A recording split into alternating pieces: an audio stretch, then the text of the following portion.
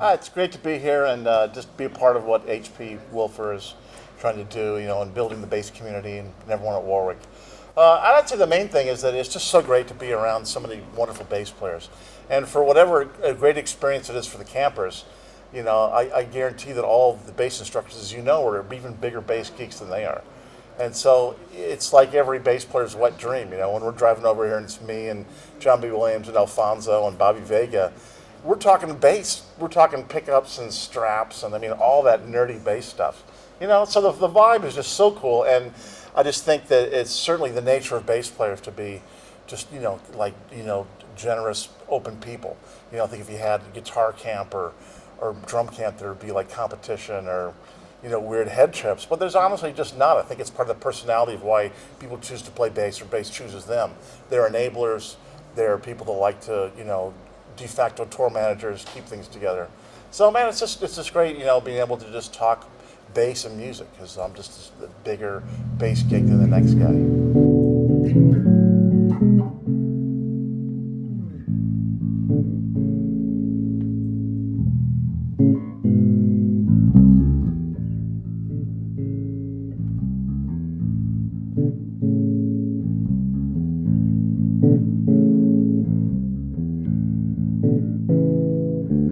Yeah, when I was for a couple of years, I ran the bass department at MI in Hollywood, and I remember, being an 18-year-old freshman at Berklee College of Music and sitting in my dorm room and getting a copy of Guitar Player magazine, and they had their annual readers poll, and I wrote in best jazz bass player Stanley Clarke, and I wrote in best rock bass player Chris Squire, and I mailed it in, and then come to the whatever 20 whatever years later.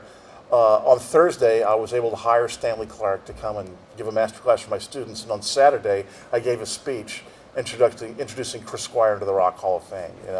And it goes back to me just being a geek. If you'd asked me then, what do you want in life? It was to be one of those guys, and the fact that Stanley Clarke will call me up and invite me over to his house to give me an upright bass lesson, or that I've seen, that I knew Chris before he passed a little bit was amazing. And it's a funny story that the turning point in my life was, I'm up there in the sticks in Vermont, and we saw the Yeses playing at Madison Square Garden. This is so long ago. We literally would get the Sunday New York Times, and we cut out this little ad and sent in a check for $100 for 5 tickets, five $20 tickets. The tickets came in the mail 4 months later, and we piled up in the van and we drove down to Madison Square Garden to see Yes.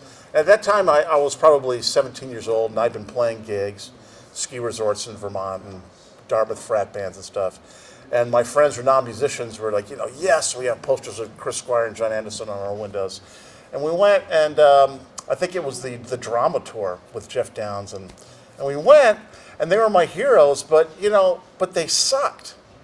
They and I was, I'm saying it was a real turning point in my life because they weren't just these people that I had on posters on my wall. They were just musicians doing a gig, and I knew enough to say, well, they sound good, but the sound man missed the beginning of the guitar solo, and in Tempest Fusion, they're supposed to come in together, and there's a few clams there. And so it was like, it's kind of a strange story, but it was like I was realizing that those aren't gods up there. They're just musicians, and I can play. I have ears. I have skills. I could do that too.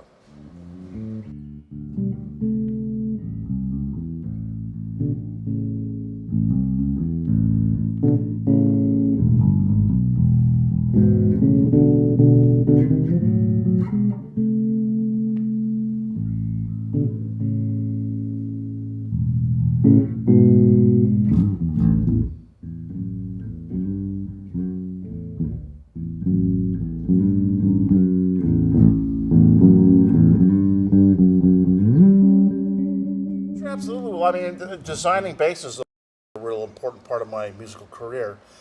Since I was the first person to have a Fender signature bass, the Fender Urge, all those many years ago, and I've always paid attention to that side of the industry as well, and like to keep abreast of what's going on.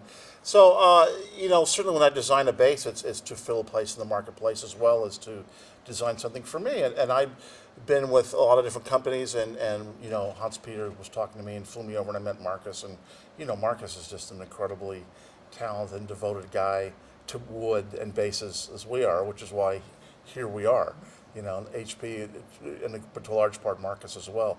So we talked about what I wanted to do, and one thing that's really important to me is from having such a long career and being, a not young musician, is certainly the physical aspects of it. This is why I always teach about body posture, and Dr. Randall Kurtz's book about, ergonomics of bass playing is really important to me. And it's something that, I don't think is stressed enough in music education.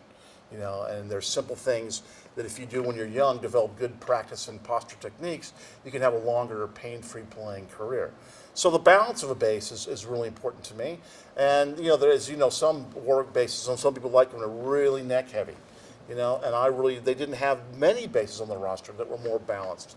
And I thought, well, what a great place, not only to build a bass for me, but for the people that are interested in that, and to fill a void in the market of what Warwick has to offer. So we started out initially first by taking a 5-string body of a screamer and then putting, to sort of balance out the body with the neck.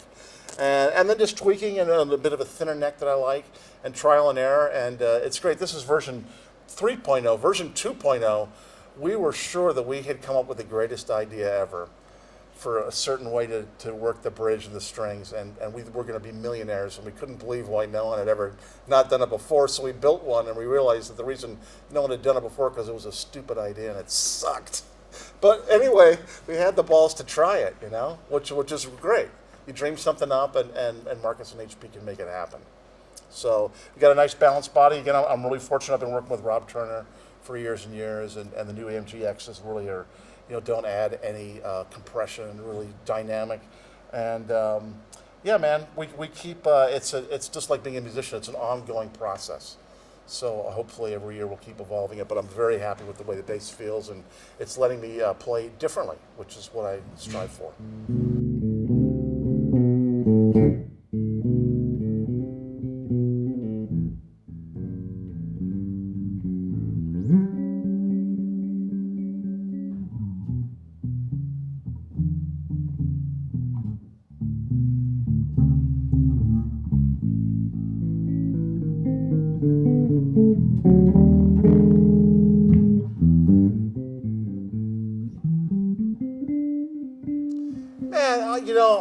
Keeping your ears open, but it's particularly for bass players.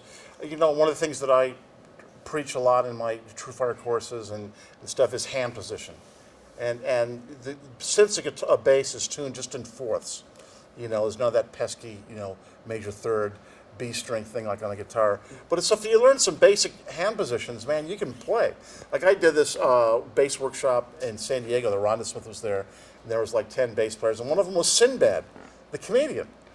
And he's obviously this bright guy. He'd been playing bass for like a week.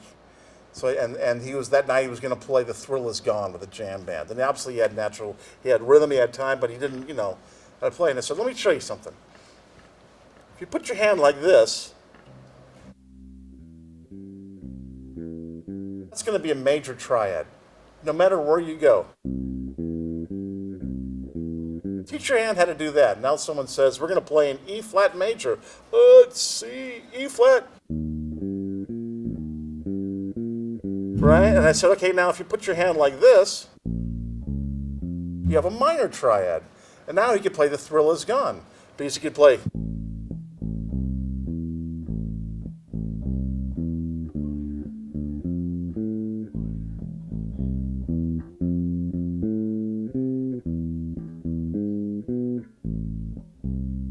Two hand positions, and there'll be a lot of people that argue that you really don't need to know anything more as a bass player.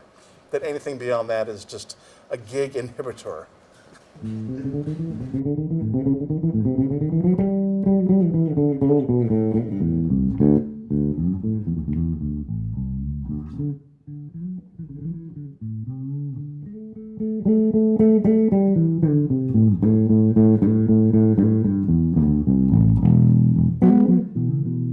Doesn't really matter what my opinion of it is. It is what it is, and as Bob Dylan said, you better start changing swimming or you'll sink like a stone.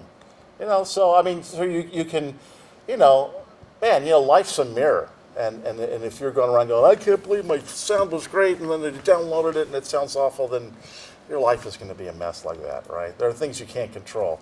So the only thing you can't control is just doing your best at all times.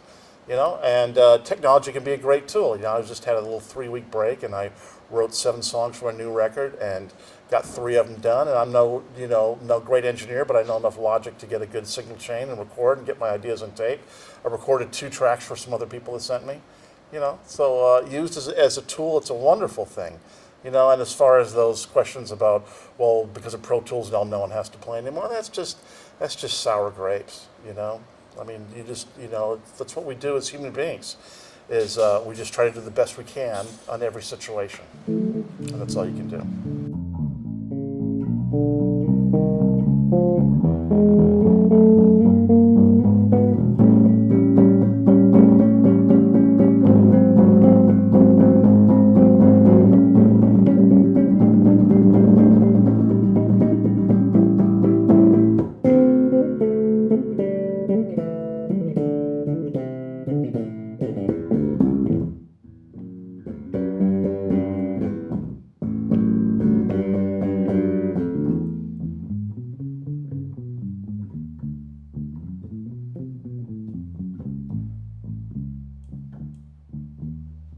I mean, I prefer to do it at home because at home I have a small studio with like an ISO cabinet. So just as sort of a client relationship, I prefer to send them, even though when I record, it's 99.999% direct. But then when someone's hiring you, especially to do a rock session, it's nice to say, here's the DI channel, here's the amp channel. The amp channel usually means a little distortion and a shitty sound. But just sort of give them the option. Because even when I do my own records, I'll do that. I'll have, a close mic sound and a room mic sound, the DI. And, 90% of it's just the DI signal. Because the more you blend in that, it's sort of taking away the things. But it's just nice to give the client the option so they can think they have control over it. Thank you, John.